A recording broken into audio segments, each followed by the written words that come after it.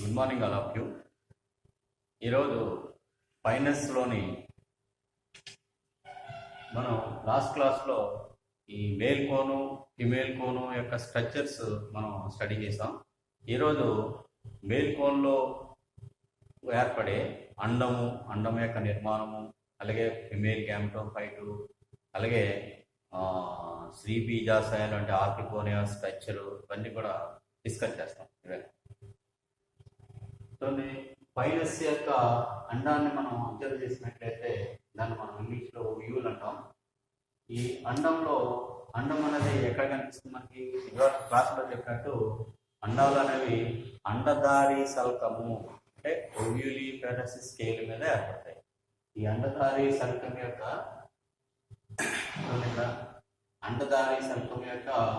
అడాక్సియల్ surface లో ఉపాంత భాగంలో మనకి పీఠ భాగంలో అంటే అండధారి శల్కము, బుద్ధి శల్కము అతకబడి ఉన్నటువంటి కింది భాగంలో పీఠ భాగంలో మనకి రెండు స్పష్టమైనటువంటి అండాలు కిందకి తల క్రిందులుగా ఏర్పడి ఉంటాయి. పైగా వీటి యొక్క అండద్వారాలు ఈ మేల్కోని యొక్క అక్షం వైపు డైరెక్ట్ అయి ఉంటాయి. మేల్కోని యొక్క అక్షం వైపు చూపిస్తున్నట్టు కనిపిస్తుంది. చూడండి, ఇక్కడ అండధారి సర్పంలో ఉన్నటువంటి అండం చూడండి, దాని యొక్క అండద్వారం ఎటువైపు ఉంది? యాక్సిస్ వైపు, అక్షం వైపు ఉంటుంది అన్నమాట. ప్రతి అండధారి సర్పంలో ఉన్నటువంటి రెండు అండాల యొక్క అండద్వారాలు కూడా ఈ కోని యొక్క ఫిమేల్ కోని యొక్క అక్షం వైపు డైరెక్ట్ అయి మనకి స్పష్టంగా కనిపిస్తాయి. అయితే అండాలు ఎలా ఏర్పడతాయి? అండధారి సర్పం యొక్క ఉపరితల కణజాలం నుంచి ఈ అండాలు అనేవి ఏర్పడతాయి. కొన్ని ప్రథమాంకుర కణాలు విభజన చెందడం వల్ల అండధారి సర్పం యొక్క ఉపరితలం యొక్క కణజాలంలోని కొన్ని ప్రథమాంకుర కణాలు అభివృద్ధి చెందడం వల్ల అది అండాంత కణజాలంలో ఫస్ట్ న్యూ సెల్లస్ అనేది ఫామ్ అవుతుంది, మ్యాసివ్ టిష్యూగా ఫామ్ అవుతుంది. అలాంటి న్యూ సెల్లస్ చుట్టూ అంటే దాని యొక్క పీఠ భాగం నుంచి ఒక కవచం ఏర్పడి ఆ న్యూ సెల్లస్ చుట్టూ కవర్ చేస్తుంది అనమాట. గుండ్రంగా న్యూ సెల్లస్ చుట్టూ కవర్ చేసి పై భాగంలో కవర్ చేయకుండా ఓపెన్గా ఉండిపోతుంది అనమాట.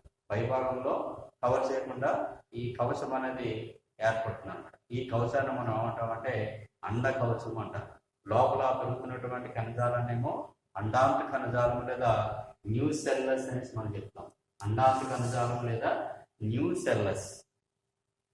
ఈ అండ కవచము అండాంత కణజాలంలోకి ఏర్పడినటువంటి అండ కవచము ఈ పై భాగంలో కవర్ చేయకుండా ఓపెనింగ్ ఉండిపోతుంది కాబట్టి అదొక ద్వారంలా కనిపిస్తుంది కాబట్టి దాన్ని అండద్వారము లేదా మైక్రోపైల్ అంటారు.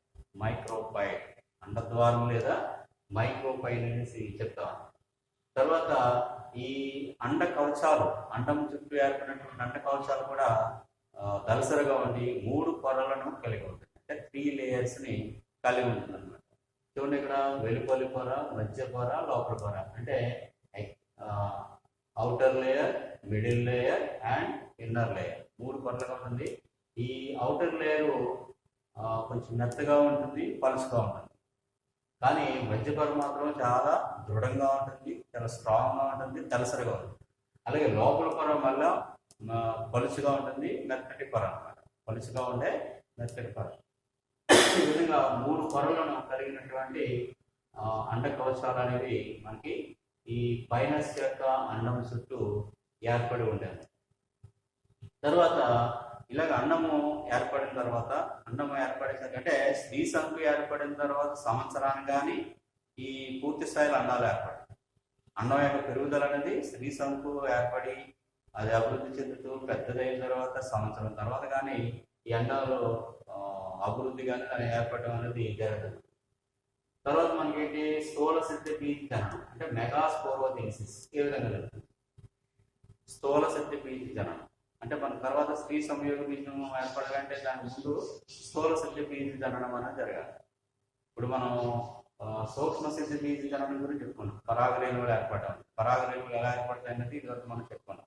అదే ఇక్కడ స్థూల శక్తి బీజాలు ఎలా ఏర్పడతాయో లేదా జననం అంటే మెగాస్పోరోజెనిసిస్ ఎలా జరుగుతుందో.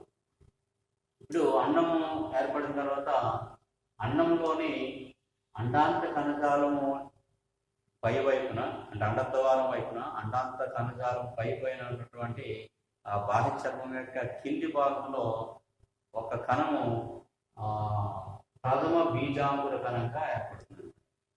ప్రథమ బీజాంకుర కణంగా అంటే ప్రైమరీ ఆర్కియోస్పోరియల్ కణంగా ఏర్పడుతుంది. అంటే అదే విభజన చెంది తర్వాత ఈ ఫిమేల్ గ్యామ్టోఫైట్ని లేదా అభివృద్ధి చెందే దాని నుంచి అభివృద్ధి చెందుతున్నాను. విధంగా ప్రథమ బీజాంకురం ఇనిషియల్ సెల్గా ఏర్పడి అది కొన్ని పరివేష్టిత అంటే పెరిక్లైనర్ విభజన జరుపుకొని పరివేష్టిత విభజన జరుపుకొని 2 కణాలను ఉత్పత్తి చేస్తుంది. అదేంటంటే ఒకటి ఎపెటల్ కణము, అలాగే రెండోది స్థూల సిద్ధి బీజ మాతృకణం అంటే megaspore mother cell. Megaspore mother cell అనేది ఒకటి ఏర్పడుతుంది. ఈ టెపెటల్ కణం విభజన చెంది కొన్ని కణాలని సమూహాన్ని ఏర్పాటు చేసింది.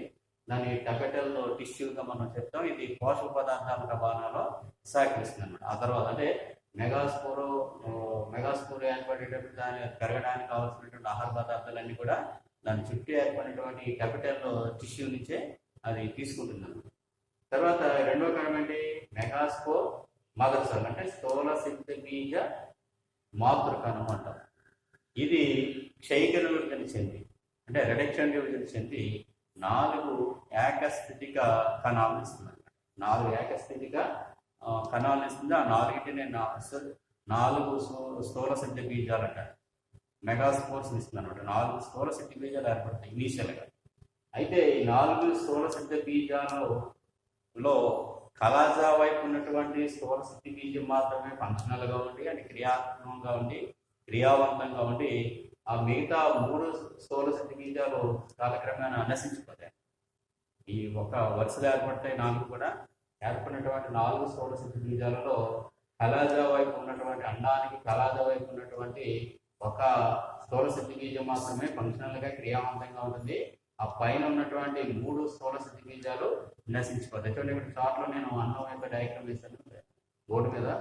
దీంట్లో చూడండి నశించిపోయినటువంటి 3 స్థూల సిద్ధి బీజాల పైన చిన్నగా వేశాను, కానీ కింద 4వది మాత్రం చాలా పెద్దగా ఎదుగుతుంది. అదే ఫంక్షనల్గా ఉంటుంది. అందుకే దీన్ని క్రియాత్మక స్థూల సిద్ధి బీజం లేదా ఫంక్షనల్ మెగాస్పోర్ అంటారు. ఫంక్షనల్ మెగాస్పోర్గా మనం చెప్తాం. ఈ విధంగా ఈ మార్పు అంతా కూడా ఈ డెవలప్మెంట్ అంతా కూడా ఎక్కడ జరుగుతుంది? అండంలోని అండాంత కణజాలంలోనే ఈ మార్పులు జరుగుతున్నాయి. అండంలో ఉన్నటువంటి న్యూసెల్లస్ టిష్యూలోనే మనకి ఈ డెవలప్మెంట్ అంతా కూడా జరుగుతుంది. ఈ విధంగా ఒక ఫంక్షనల్ మెగాస్పోర్ ఏర్పడిన తర్వాత ఏర్పడే స్థితిలో మనకి చివరికి మనకి తర్వాత ఏమవుతుంది చెందాలి? ఆ ఫంక్షనల్ మెగాస్పోర్ తర్వాత దేని కింద డెవలప్ చెందాలి? మనకి స్త్రీ సంయోగ బీజాన్ని ఇవ్వాలి అంటే ఫిమేల్ గ్యామ్టోఫైట్ ఇవ్వాలి. అల్టిమేట్గా మనకి లైంగిక ప్రత్యుత్పత్తి జరగాలంటే అంటే ఫలదీకరణ జరగాలంటే ఏం కావాలి? మనకి ఒక మేల్ గ్యామెట్ కావాలి, ఒక ఫిమేల్ గ్యామెట్ కావాలి. మేల్ గ్యామెట్స్ ఎక్కడి నుంచి వస్తున్నాయి? మనకి వేలి కోన్ నుంచి ఏర్పడినటువంటి మైక్రోస్పొరాంజియం నుంచి ఏర్పడినటువంటి మైక్రోస్పోర్ లేదా పరాగరేణువులు అంటాం. ఈ పరాగరేణువుల నుంచి మనకి మేల్ గ్యామెట్ అనేది వస్తుంది. దాని డెవలప్మెంట్ తర్వాత చూద్దాం. అయితే మరి ఫిమేల్ గ్యామెట్ ఎక్కడి నుంచి వస్తుంది? ఆ ఫిమేల్ గ్యామెట్ అంటే స్త్రీ సంయోగ బీజకణం. ఫిమేల్ గ్యామెట్ అంటే స్త్రీ సంయోగ బీజకణం, ఫిమేల్ గ్యామెట్. ఇవి ఎక్కడ ఏర్పడతాయి? స్త్రీ సంయోగ బీజదంలో ఏర్పడతాయి అంటే ఫిమేల్ గ్యామెటోఫైట్లో ఏర్పడతాయి. అదేవిధంగా మనకి ఇక్కడ ఫిమేల్ గ్యామెటోఫైట్ ఏర్పడాలన్నమాట. ఈ క్రియాత్మక స్థూల శక్తి బీజకణం అనేది అభివృద్ధి చెంది అనేక విభజనలు చెంది మనకి ఫిమేల్ గ్యామెటోఫైట్ ఇస్తుంది. ఫిమేల్ గ్యామెటోఫైట్ లేదా స్త్రీ సంయోగ బీజాన్ని ఇస్తుంది. ఈ స్త్రీ సంయోగ బీజంలోనే మనకి స్త్రీ బీజాశయాలు లేదా స్త్రీ సంయోగ బీజాశయాలు ఏర్పడి ఆ స్త్రీ బీజాశయాలలోనే స్త్రీ సంయోగ బీజకణం అనేది ఏర్పడుతుంది. అక్కడ ఆ కణమే మనకి పురుష సంయోగ బీజకణం వచ్చి కలవడం వల్ల మనకు ఫలదీకరణ లేదా ఫెర్టిలైజేషన్ అనేది జరుగుతుంది. అదేవిధంగా ఇప్పుడు మన ఈ ఫంక్షనల్ మెగాస్పోర్ అనేది స్త్రీ సంయోగ బీజంగా ఎలా డెవలప్ అవుతుందో చూద్దాం. అయితే ఈ ఫంక్షనల్ మెగాస్పోర్ అంటే ఈ స్టేజ్కి వచ్చేసరికి మనకి పరాగ సంపర్కం జరుగుతుంది. యాక్చువల్గా ఈ స్టేజ్కి వచ్చేసరికి పరాగ సంపర్కం జరుగుతుంది. పరాగ సంపర్కం జరిగిన తర్వాత అంటే పురుష బీజకణాలు వచ్చి మనకి ఫిమేల్ కోన్స్ వద్దకి వచ్చేసి ఉంటాయి అన్నమాట. వచ్చేసి ఉన్నప్పటికీ కూడా అవి వెంటనే మొలకెత్తాం. ఎంతవరకు వెయిట్ చేస్తాయి? ఇంచుమించుగా 9 నెలలు 10 నెలలు వెయిట్ చేస్తాయి అనమాట పోలిన్ గ్రైన్స్. ఎప్పటి వరకు ఫిమేల్ గ్యామ్లోపైడ్ డెవలప్ అవ్వాలి, దాంట్లో ఆర్కిగోనియాలు లేదా స్త్రీ బీజాశయాలు ఏర్పడాలి, అలాగే ఆర్కిగోనియాలో మనకి స్త్రీ సంయోగ బీజాలు కూడా ఏర్పడాలి. ఇది ఈ డెవలప్మెంట్ అంతా జరగడానికి ఒక 9 నెలలు 10 నెలలు పడుతుంది. ఆ 9 నెలలు 10 నెలలు కూడా అక్కడ పుప్పొడి రేణువు లేదా పోలిన్ గ్రైన్ అనేది ఫిమేల్ కోన్ చేరి అక్కడ వెయిట్ చేస్తుంది అన్నమాట. అంటే ఆ సమయానికి ఏమవుతుందంటే మేల్కోను కూడా అప్పుడు 1 year అయింది. 1 year తర్వాత మనకి ఈ అండము ఏర్పడడానికి ఇంకొక 1 year పడుతుంది. ఆ తర్వాత ఫలదీకరణ జరగడానికి ఇంకొక 1 year పడుతుంది. అంటే 3 years పడుతుంది అనమాట. కంప్లీట్ గా ఫిమేల్ కోన్ లో మనకి సీడ్స్ రావాలంటే, విత్తనాలు రావాలంటే 3 years పడుతుంది. ఈ విషయం మీకు ముందే చెప్పాను. అంటే పరాగ సంపర్కం జరిగేసరికి లేదా స్త్రీ సంయోగం డెవలప్ అయ్యే క్రమానికి మనకి ఫిమేల్ కోన్ బాగా ఎలాంగేటెడ్ గా సాగి అంటే అండదారి సర్కాల మధ్య గ్యాప్ ఏర్పడుతుంది. అంటే ఫిమేల్ కోన్ యాక్సిస్ పొడవుగా సాగడంతో దగ్గరగా అమరు ఉన్నటువంటి ఈ స్కేల్స్ అంటే ఒబియలి పెరాసిస్ స్కేల్స్ అనేవి, అలాగే మనకి ఈ కుర్చి సలకాలు ఉన్నాయి కదా, ఈ కుర్చి సలకము అలాగే అండదారి సలకాలు అన్ని కూడా లూజ్ అవుతాయి. లూజ్ అయ్యి ఈ విధంగా కనిపిస్తున్నాడు పొడవుగా సాగడం. అప్పుడు ఈ గ్యాప్లోకి వెళ్ళి పొడి రేణువులు గాలి ద్వారా కొట్టుకొచ్చినటువంటి వింగ్డ్ పోలన్ గ్రైన్స్ అంటప్ప, అంటే రెక్కల వంటి పరాగ రేణువులు గాలి ద్వారా కొట్టుకొచ్చి ఈ ఖాళీగా ఉన్నటువంటి అండదారి సర్కం లోపలికి చేరుకుని ఉంటాయి. చేరుకుని ఉన్న తర్వాత ఆ సమయం తర్వాతే దాని తర్వాత మనకి ఫిమేల్ గ్యామ్గా డెవలప్ అవుతుంది. తర్వాత స్త్రీ బీజాశయం డెవలప్ అవుతుంది. తర్వాత స్త్రీ బీజం అనేది ఏర్పడుతుంది.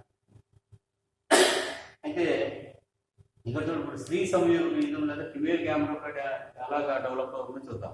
ఈ విధంగా ఒక ఫంక్షనల్ మెగాస్పోర్ ఉన్నప్పుడు దీంట్లో మనకి అనేక కేంద్రక విభజన చెందుతాయి.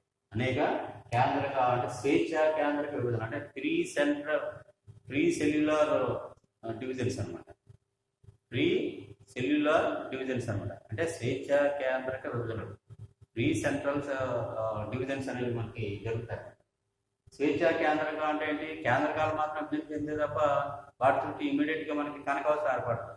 అప్పుడు సెల్ కాదు. అంటే కనకవసం లేనటువంటి కణాలను ఏమంటాం? ఓన్లీ కేంద్రకాలుగా చెప్తాం. అందుకని దాన్ని స్వేచ్ఛ కేంద్రక విభజన అంటారు. అంటే కేంద్రకాల సంఖ్య పెరుగుతుంది.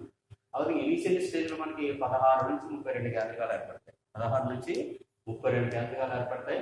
ఆ తర్వాత అభివృద్ధి దశలో మనకి చివరికి ఆ సంఖ్య 2500 వరకు వస్తుంది. ఆ సంఖ్య 2500 వరకు కేంద్రకాలు ఏర్పడతాయి. అంటే ఈ ఫంక్షనల్ మెగాస్కోర్ లో ఈ విధంగా స్టార్టింగ్ లో మనకి 16 నుంచి 32 కేంద్రకాలు ఉంటాయి. స్వేచ్ఛాయుతంగా ఇటువంటి కనకవసాలు ఏర్పడకుండా కేంద్రకాలు మాత్రమే ఏర్పడతాయి. ఏర్పడిన తర్వాత వాటి సంఖ్య ఇంచుమించుగా 2500 దొరుకుతుంది. అయితే ఆ సమయానికి ఈ ఫంక్షనల్ మెగాస్కోర్ లో మనకి మధ్యస్థంగా ఒక పెద్ద వ్యాక్యూల్ ఏర్పడుతుంది. ఒక పెద్ద వ్యాక్యూల్ ఏర్పడి ఈ వ్యాక్యూల్ పరిధి వైపు మాత్రమే కేంద్రకాలని ఉంది. ఈ పరిధి వైపు కేంద్రకాలని ఉంది ఒక అంచులను బట్టి చేస్తారు. అంటే పరిధి వైపు మాత్రమే కేంద్రకాలు అంటే లోపల ఒక పెద్ద రెక్టికల్ కూడా మనకి ఏర్పడుతుంది. ఈ విధంగా 2500 కణాలు కేంద్రకాలు ఏర్పడిన తర్వాత అప్పుడు పరిధి వైపు నుండి లోపల వైపుకి మనకి కవచాలు అనేవి ఏర్పడడం స్టార్ట్ అవుతుంది. కవచాలు అనేవి దేన్ని బేస్ చేసుకుని? ప్రతి కేంద్రకాన్ని బేస్ చేసుకుని దాని చుట్టూ పలుచటి కవచాలు ఏర్పడి కణయుక్తం అవుతుంది అన్నమాట. అప్పటి వరకు స్వేచ్ఛగా ఉన్నటువంటి కేంద్రకాలన్నీ కూడా వాటి చుట్టూ కూడా చిన్న చిన్న కవచాలు ఏర్పడిపోవడంతో ఏమవుతుంది? ఆ జీవ పదార్థం అంతా కూడా కేంద్రకాలతో ఫ్రీగా ఉన్నటువంటి ఆ జీవ పదార్థం అంతా కూడా కణమయం అయిపోయి సెల్యులర్ స్టేజ్కి వస్తుంది. అంటే అనేక కణజాలం అనేది ఏర్పడుతుంది. ఈ కణజాలంలో కొత్తగా ఏర్పడినటువంటి దీనినే మనం అంటామంటే ఎండోస్పెర్మ్ అంటే దీన్ని ఎండోస్పెర్మ్ అంటే అంకురోత్సవం అంటారు. దాన్ని కణాలు కేంద్రకాలు కణాలు ఏర్పడిన తర్వాత టిష్యూ ఫామ్ అయిన తర్వాత అప్పుడు దాన్ని ఏమంటామంటే ఎండోస్పెర్మ్ అంటారు. అంకురోత్సవము లేదా ఎండోస్పెర్మ్ అంటారు. ఇందుకే ఎండోస్పెర్మ్ ఇలా ఉంటుంది, మధ్యలో రెక్టికల్ ఉంటుంది, అనేక కేంద్రకాలు ఉంటాయి. దీని చుట్టూ ఏది ఉంది? అంతకుముందు మనం చెప్పుకున్నట్టు న్యూసెల్లస్ ఉంటుంది. ఈ అంకురజతం అనేది లేదా ఫిమేల్ గ్యామ్టోఫైట్ లేదా ఫంక్షనల్ క్రియాత్మకమైనటువంటి ఫంక్షనల్ మెగాస్పోర్ చుట్టూ ఏదో అంత ముందే ఏర్పడినటువంటి న్యూసెల్లస్ లేదా అండాంత కణజాలం అనేది దాని చుట్టూ ఉంటుంది. అండాంత కణజాలం లోపల మనకి ఈ అంకురజతం అనేది ఏర్పడింది. అయితే ఈ స్టేజ్ ఇలా పూర్తి స్థాయిలో ఏర్పడిన తర్వాత అప్పుడు ఈ అంకురజత భాగంలోనే అంటే ఈ ఫంక్షనల్ మెగాస్పోర్లోనే మనకి నెక్స్ట్ స్టెప్ లో మనకి ఏం ఏర్పడాలి, స్త్రీ బీజాశయాలు ఏర్పడాలి. అంటే ఆర్కిగోనియాలు ఏర్పడతాయి. ఇంచుమించుగా 1 నుంచి 5 ఆర్కిగోనియాలు ఏర్పడతాయి. ఈ ఆర్కిగోనియాలు కూడా ఏర్పడడానికి ఈ అంకురజత కణ భాగంలో అంటే అండాంత కణజాలానికి దిగువ భాగంలో అంటే అండద్వారం వైపు అంకురజతం ఏర్పడినటువంటి స్త్రీ బీజ స్థూల సిద్ధి బీజ కణంలో అంటే ఫంక్షనల్ మెగాస్పోర్ అంటుంది. ఇంక ఇది ఎప్పుడైతే అంకురజతాన్ని ఏర్పరిచిందో దీన్ని ఏమంటామంటే మనం పూర్తి స్థాయిలో మనం దీన్ని ఫిమేల్ గ్యామ్టోఫైట్ అంటారు. ఏమంటాం దీన్ని స్త్రీ సంయోగ బీజంగా చెప్తాం. దీంట్లోనే స్త్రీ సంయోగ బీజంలో నెక్స్ట్ ఏం ఏర్పడాలి, స్త్రీ సంయోగ బీజాశయాలు ఏర్పడాలి. స్త్రీ సంయోగ బీజాశయాలు దాన్ని ఇంగ్లీష్లో ఏమంటాం మనం వాటిని ఆర్కిగోనియాలు అంటారు. ఏమంటాం వాటిని ఆర్కిగోనియాలు అంటారు. అలాగే పురుష బీజగణాలను ఉత్పత్తి చేసే వాటిని ఏమంటారు యాంత్రీడియాలు అంటారు. అది పాలన్ గ్రెయిన్ నుంచి ఏర్పడింది. అది నెక్స్ట్ క్లాస్లో చెప్తాను దాని డెవలప్మెంట్. ఇప్పుడు ఫిమేల్ గ్యామ్టోఫైట్ అనేది ఇప్పుడు ఏర్పడింది. అంటే స్త్రీ సంయోగ బీజం అనేది అంకురజతం ఏర్పడిన తర్వాత మొత్తం ఈ నిర్మాణం అంతటిని ఏమంటామంటే మనం ఫిమేల్ గ్యామ్టోఫైట్ అంటాం. ఈ ఫిమేల్ గ్యామ్టోఫైట్లో మనకి ఏం ఏర్పడాలి, నెక్స్ట్ స్త్రీ బీజాశయాలు లేదా ఆర్కిగోనియాలు ఏర్పడాలి. అప్పుడు ఆర్కిగోనియాలు ఏ విధంగా ఏర్పడుతుందో చూద్దాం. ఆర్కిగోనియాలు అనేవి ఈ ఎండోస్పోమ్లో అంటే అండాంకుర కణజాలానికి కింది భాగంలో మనకి 1 నుంచి 5 ఆర్కిగోనియాలు ఏర్పడతాయి. ఆర్కిగోనియాలు ఏర్పడే ముందు స్టార్టింగ్ లో మనకి స్త్రీ బీజాశయ ప్రథమాంకుర కణాలు అనేవి ఏర్పడతాయి. అంటే ఒక కణం ఏర్పడుతుంది. స్త్రీ బీజాశయ ప్రథమాంకుర కణం అనేది బాహ్య చర్మానికి అనేప్పుడు అంకురజతం యొక్క బాహ్య చర్మానికి కింది భాగంలో ఒక స్పష్టమైనటువంటి పెద్ద కణం ఏర్పడుతుంది. దానిలో పెద్ద కేంద్రకం ఉంటుంది, చిక్కడి జీవ పదార్థం ఉంటుంది. దాన్ని ఏమంటారంటే స్త్రీ బీజాశయ ప్రథమాంకుర కణాలు అంటారు. అంటే ప్రొథాలియల్ సెల్స్ అన్నమాట. ప్రథమాంకుర కణాలు అయితే ప్రైమరీ ఆర్కిగోనియల్ లిలీ సెల్స్ అనేసి మనం చెప్పచ్చు. అది విభజన చెంది మనకి 2 కణాలు ఇస్తుంది. అది విభజన చెంది మనకి 2 కణాలు అంటే పెరిక్లైనర్లో విభజన చేసి లేదా పరివేష్టిత విభజన జరుపుకొని 2 కణాలను ఉత్పత్తి చేస్తుంది. ఒకటేమో కంట కణాన్ని ఇస్తుంది, అలాగే రెండోది కేంద్ర కణం. ఈ కంట కణం అయితే చిన్నదిగా ఉంటుంది, కేంద్ర కణం అనేది చాలా పెద్దగా ఉంటుంది. అంటే neck cell and central cell ఇంగ్లీష్లో చెప్పాలంటే. కంట కణాన్ని ఇంగ్లీష్లో ఉంటాం నెక్ సెల్ అంటారు. అది చిన్నగా ఉంటుంది, పెద్దగా ఉన్నటువంటి ఒక కణం ఏర్పడుతుంది. దాన్ని మనం సెంట్రల్ సెల్ లేదా కేంద్ర కణము అంటారు. కేంద్ర కణంగా మనం చెప్పచ్చు. ఈ నెక్ సెల్ ఏం చేస్తుందంటే 4 కణాల వరుసలో అంటే 4 కణాల ఎత్తులో అంతస్తులో 2 వరుసలలో ఈ నెక్ సెల్స్ ని ఉత్పత్తి చేస్తుంది. ఎక్కడది ఇంచుమించుగా ఈ భాగం ఈ ప్రథమాంకుర కణమే చివరికి విభజన చేసి మనకు ఆ డెవలప్మెంట్ అంతా కూడా ఈ న్యూస్ మనకి ఎండోస్పోమ్ ఉన్నటువంటి ఈ సంయోగ బీజంలోనే ఈ డెవలప్మెంట్ అంతా కూడా జరుగుతుంది. ఏదిగా నెక్ సెల్ లేదా కంట కణము విభజన చెంది 2 వరుసలతో కూడినటువంటి 4 కణాలు చొప్పున నెక్ సెల్స్ మాత్రం ఏర్పడతాయి. కంట కణాలు మాత్రం ఏర్పడతాయి. ఇక్కడ కంట కుల్య కణాలు అనేవి లేవు, నెక్ కెనాల్ సెల్స్ అనేవి ఇక్కడ ఏర్పడతాయి. ఇంతకు ముందు మనం చెప్పినట్టు నెక్ కెనాల్ సెల్స్ అని చెప్పుకున్నాం. ఆర్కిగోనియాలో నెక్ కెనాల్ సెల్స్ ఉంటాయని చెప్పుకున్నాం బ్రయోబేటాలను. తర్వాత దీని ముందు చెప్పినటువంటి ఈ లైకోపోడియం ఇలాంటి వాటిలో. కానీ ఇక్కడ నెక్ కెనాల్ సెల్స్ అనేవి ఉండవు, కేవలం నెక్ సెల్స్ మాత్రం ఉంటాయి, కంట కణాలు మాత్రం ఉంటాయి. చాలా పొట్టుగా ఉంటుంది. 4 కణాల అంతస్తులో 2 వరుసల్లో ఏర్పడుతుంది. తర్వాత పెద్ద కణం అయినటువంటి కేంద్రస్థ కణం అనేది కేంద్ర కణం అనేది లేదా సెంట్రల్ సెల్ అనేది మరలా విభజన చెంది ఒక ఉదర కుల్య కణాన్ని ఇస్తుంది, అలాగే ఒక స్త్రీ బీజ కణాన్ని ఇస్తుంది. అంటే వెంటర్ కెనాల్ సెల్ అంటారు. ఉదర కుల్య కణాన్ని అంటే మనం వెంటర్ కెనాల్ సెల్ అంటారు. అంటే ఈ విధంగా ఒక ఆర్కిగోనియాని ఇక్కడ కాకుండా మనం బయట వేసుకుని చూసినట్లయితే ఈ విధంగా కనిపిస్తుంది.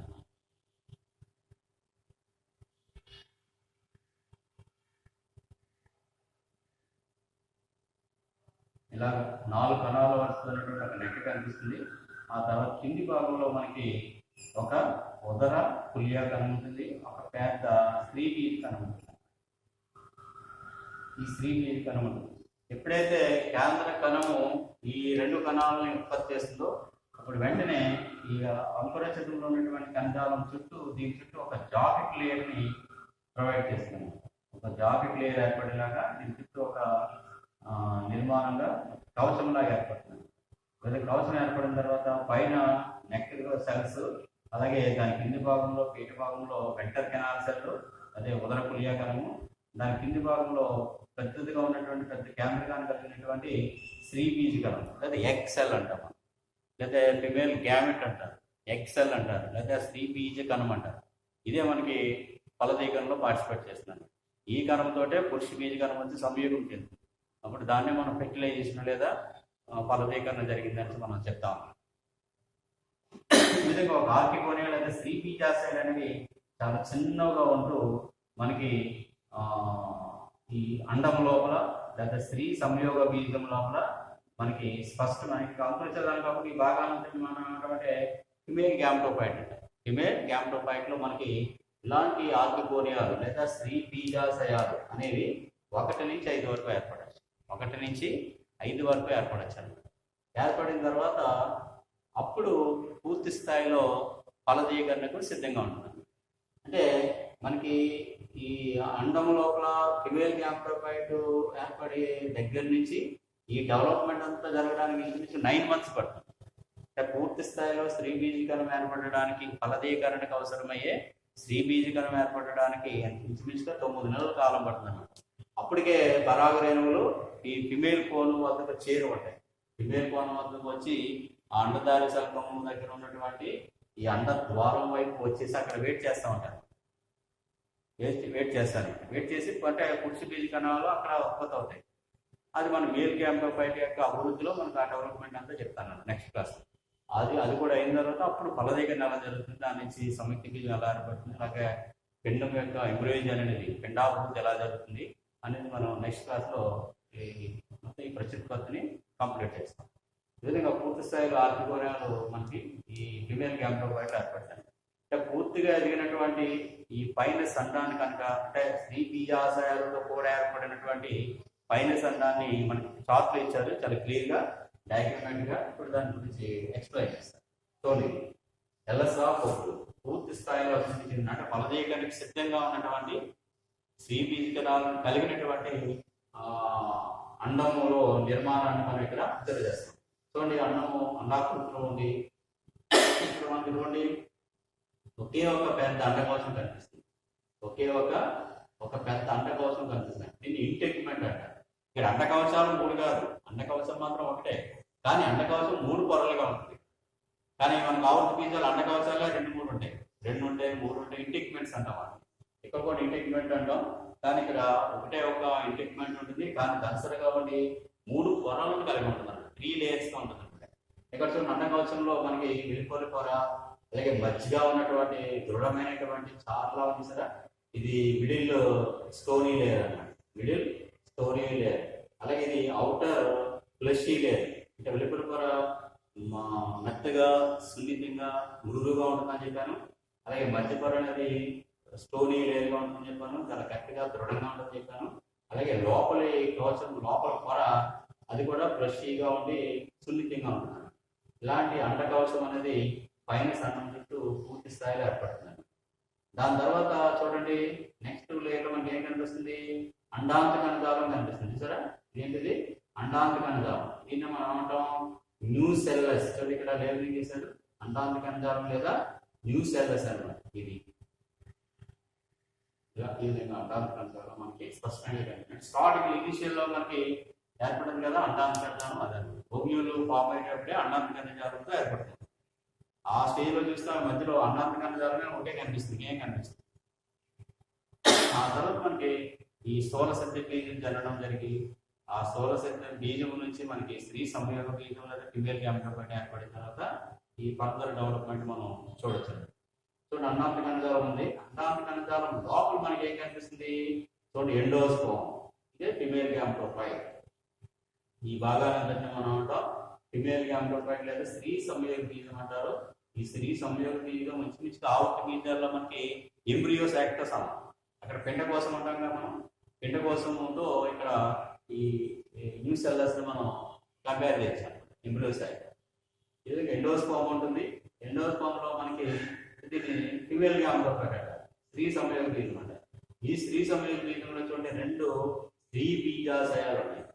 2 స్త్రీ బీజాశయాలు ఉన్నాయి. చివరిలో చెప్పాను చూసారా, పూర్తి స్థాయిలో స్త్రీ బీజాశయాలు ఏర్పడతాయని.